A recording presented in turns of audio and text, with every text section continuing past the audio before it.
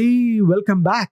Although Microsoft provides built in policy templates within Microsoft 365 to help you get started, your business may require you to create custom policies that are more aligned with your organization's unique requirements.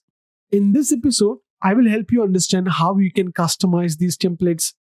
My name is Sushant Satish, and I'm your trainer for this Microsoft 365 certified Security Administrator Associate Certification course.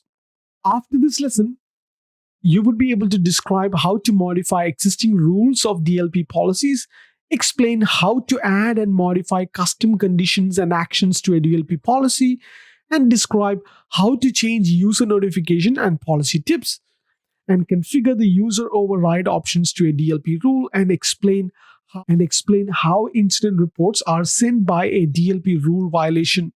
So without wasting any more time, let's get into it.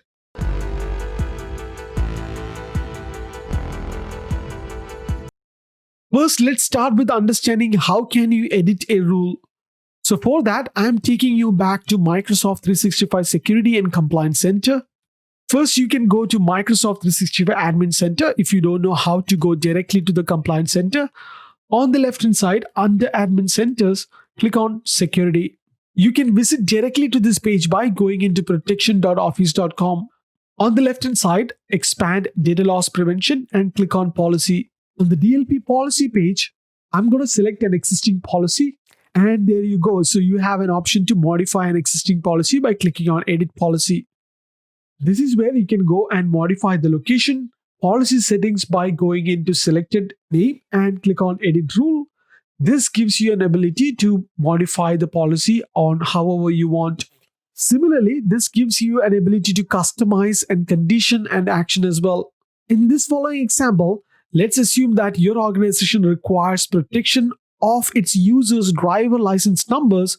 To customize your policy, you can add the sensitive information type as another condition by going into the Customize Condition and Actions and adding a new sensitive information type. Just like adding a new sensitive information type to condition, you would be able to modify the actions as well.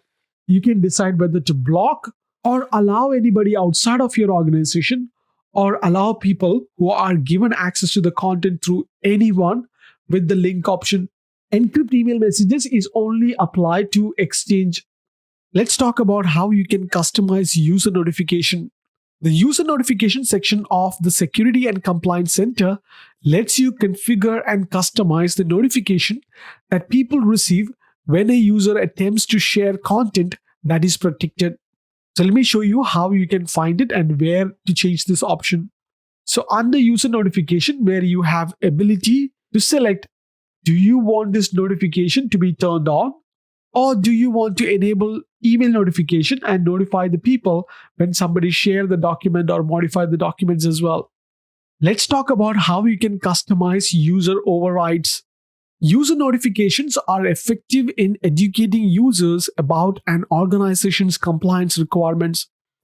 But DLP was also designed to empower users so that achieving compliance does not interrupt or delay the business workflow. This is accomplished by enabling an administrator to configure user overrides so that users can override a block with a business justification. Let's talk about sending incident reports. Administrators can configure an action to generate incident reports if a DLP event occurs.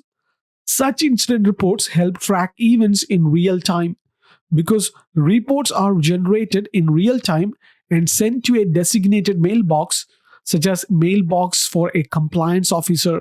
Incident reports are similar to user overrides in that both are generated and sent by default in the high volume of content detector rule, but not in the low volume of content detector rules.